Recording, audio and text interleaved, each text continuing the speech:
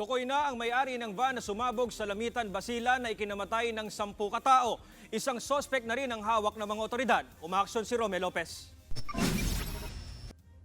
Bakas pa rin ang pinsala ng pagsabog sa Lamitan City, Basilan kung saan 10 ang namatay. Wala rito sa pwesto ko makikita yung iniwang uka nung sumabog na van nung Martes ng madaling araw dito sa Lamitan, Basilan. Ang lapad nito, diameter, higit 1 dipa. Yung lalim halos lagpas tuhod, halos aabot na sa baywang mo. At yung pinatag nito na mga kakahuyan and mga damuhan nasa 100 meters to 200 meters. Pero yung mga parte ng nawasak na sasakyan at labi o parte ng mga katawan ng mga nasawing tao, napulot yan ng may layong 1.5 kilometers mula rito sa blast site. Inako ng ISIS ang umano'y suicide bombing, isang Moroccan daw ang nagsagawa nito.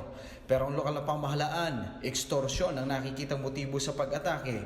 Bago kasi ito, nakatanggap daw sila ng banta ng pambobomba mula sa Abu Sayyaf Group kung hindi sila magbibigay ng pera. Sa district engineer ko nga, hinihingian ng 200,000 monthly.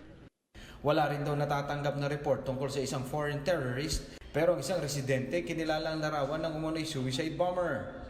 Haba daw yung buhok, pero medyo kulot-kulot, maputi, matangos ang ilong.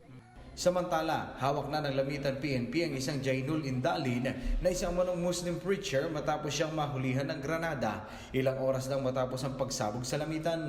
Naging person of interest siya ay dahil alam natin na may posible siyang link or kinalaman do sa mga perpetrators ng pagpapasabog na ito.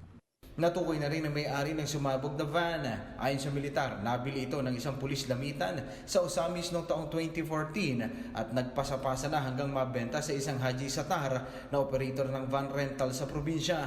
Patuloy ang investigasyon kung paano napunta ang sasakyan sa driver nung mangyari ang pagsabog.